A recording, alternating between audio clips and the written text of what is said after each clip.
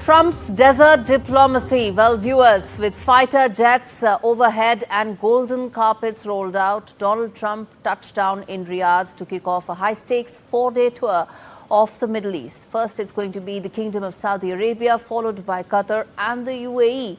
That will be on the agenda. Well, it's going to be all about deals. And he wants, in his words, big ones. Investment, weapons, and of course, influence. Elon Musk, Nvidia's leadership, and Trump's top aides have joined him for a lunch at the royal court as rumors swirl of a $100 billion arms package. But absent from all this trip and this grand presentation is Israel. And that silence, viewers, is loud. Israeli Prime Minister Benjamin Netanyahu watches from the sidelines again as Trump bypasses Jerusalem and presses Gulf leaders on Gaza ceasefires, hostage deals, without Netanyahu. But that's not all. There is a lot more to it, and he calls this a new vision for the region. But critics call it a policy of surprises, one that may be reshaping alliances with, of course, Netanyahu left in the cold, with diplomacy getting second and probably even a raw end of the deal, with economics and business really trumping everything else. And which is why the quick questions that we are asking, I'm going to put forth to our guests as well. First up, which business deals does Trump hope that he can actually ink in this entire trip? Remember, there are 3 countries and at least 20 deals on the table. Which are those that could actually be the ones that will see fruition? Next, is this trip really all about business with very little as far as diplomacy is concerned, which is why the delegation also seems to be swinging completely towards the business side? Third, and most importantly, what message is Trump sending to American allies by choosing Saudi Arabia as the first country where he is visiting as a state, his first state visit in his second term? What is that message to the entire American ally ecosystem? And lastly, will Trump push for some sort of a Saudi-Israel deal? It may not be the Abraham Accord. What shape could that be? Is there any such deal that could be on the table? Joining me from Abu Dhabi is Dr. Asif Iqbal, who's the president of the Indian Economic Trade Organization. And there's also Daniel Silverberg, who's the director for Capstone, a global consultancy, and he's also at the CNAS. And in fact, Daniel, let me start with you on this. There's been a lot of expectations as far as President Trump's visit is concerned, but it seems all those expectations are primarily on the business side. Yeah, thank you so much for having me. I actually would quibble with the distinction between business objectives and diplomacy objectives. What we see here, similar to the IMEC announcement by the Biden administration in September 2023, good business is good diplomacy. And in this instance, President Trump is aiming for the stars, particularly in the AI microprocessor chips context. Don't underestimate the significance of Trump very likely inking a deal with the Saudis and with the Emiratis for massive exports of NVIDIA and Microsoft technologies for G42 and data center construction. This is massive. This is something that elements of the Biden administration wanted to get done, and they couldn't in the capacity that they wanted because of internal fights.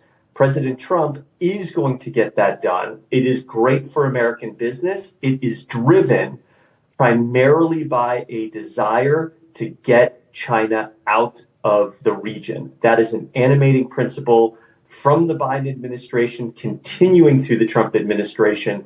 That is going to be probably the most tangible gain from this trip. Okay, so you think that this would allow America to gain a foothold in the region, and it would ensure that it is able to at least elbow out some of the space that China has right now. China is one of the largest trading partners of most of these countries, whether it's UAE, Saudi, and others, at a time when, of course, they continue to have defense bases of the US. And I think that's the whole tricky part of this relationship, isn't it? But Daniel, then let me also ask you this. What, according to you, could be the big wins that President Trump should be should be looking to get out of this?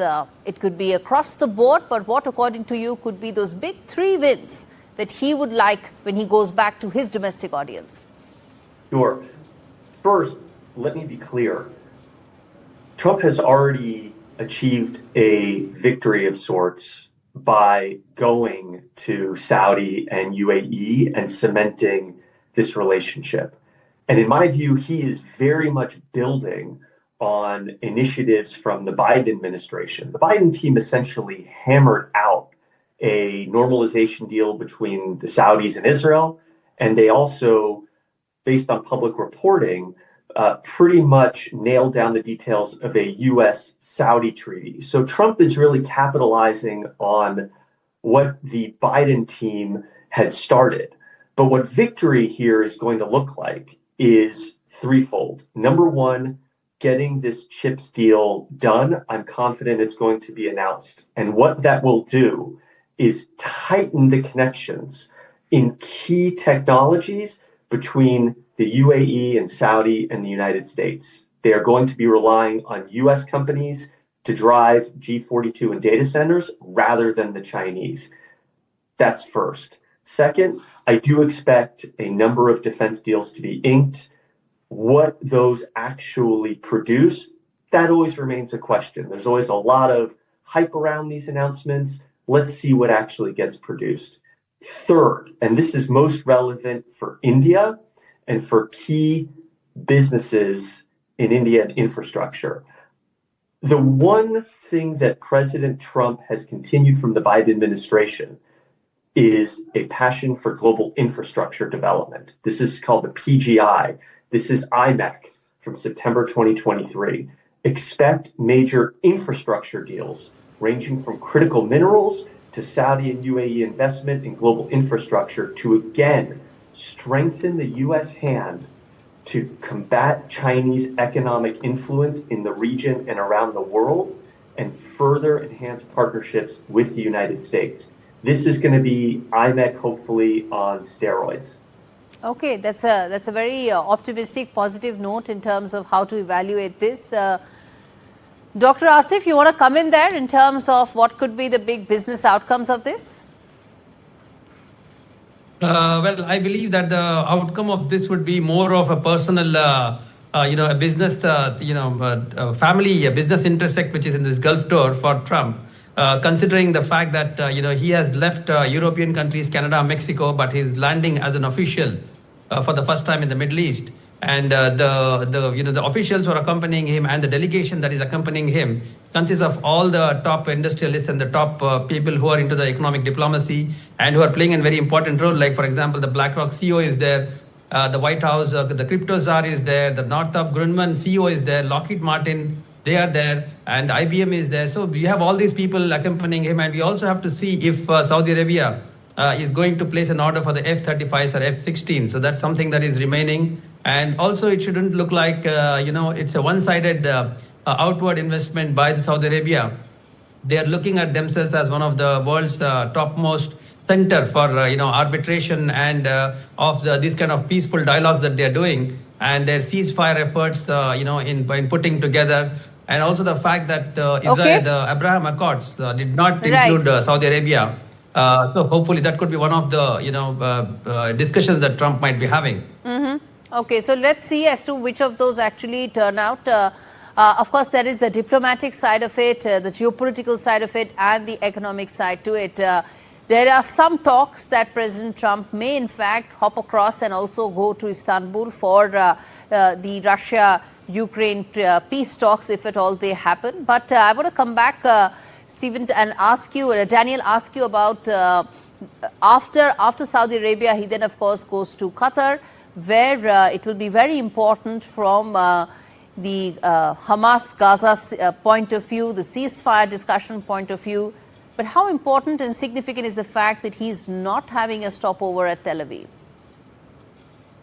I frankly don't read that much into it. This trip is primarily Gulf focused. There's always a lot of noise put on potential tensions between the US and Israel. I would not make that much of it.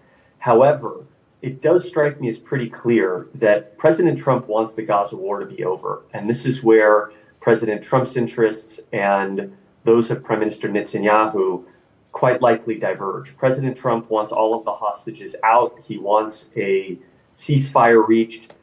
That might not be in Prime Minister Netanyahu's immediate interest. And bear in mind as well, overarching all of this is that there are potential we know there are Iran negotiations happening. There's a potential Iran deal in the offing. And that's something that also concerns Prime Minister Netanyahu and plays into the Israel-US dynamic. So bottom line, don't read a lot into the fact that he's not going to Israel. However, no question President Trump wants to be supporting things like Saudi Vision 2030, involved in the economic vibrancy of the Middle East and partners like UAE and Saudi. He does not want the U.S. enmeshed in a Gaza war. He wants that over. Indeed. Quick closing comments from you, Asif. Yes, I believe that Qatar, which hosts the largest US military base in the region with approximately 10,000 US troops, will like to showcase itself, and especially after the 2022 World Cup, their economy has not been doing very well. And the good thing is, a good sign of it was the release of one of the American-Israeli hostage, Eden Alexander, just before Trump took off his flight to Middle East. So that was initiated by Qatar, and I believe that Qatar is playing a very important role when it comes to this particular aspect of playing an important role in this region. All right, let's leave it there, gentlemen. Thank you so much for joining me. I'm going to keep coming back to this story through the course of the week. Well, bottom line, viewers, as far as President Trump's visit is concerned, well, he does want some important wins, some key wins that he would be looking out for the entire region. First up, he would want Turkey to recognize the sovereignty of Syria, something that could really change the game. And also from a US-Russia point of view relationship, it will have an impact. Second, he would want a Saudi Arabia-Israel deal to happen, some sort of an arrangement, engagement that sort of ensures that the two sides recognize each other. And even if it's not the Abraham Accords, it's a starter, it's a move towards the front. Third, he would want big-ticket mega investments, whether it is in the field of aviation orders, whether it is in semiconductors, AI, defense orders. He would want bucket loads of this to take back to his domestic audience and say that, see, my plan of economic strategy is working, my big trade plan is working, and that gamble has paid off. It's important for President Trump and his constituency back home. And lastly, the one win that he would desperately like to see is to have some sort of a ceasefire arrangement between Israel and Hamas, because that would ensure that he's able to at least end one out of the two wars that he said that he would end in 24 hours.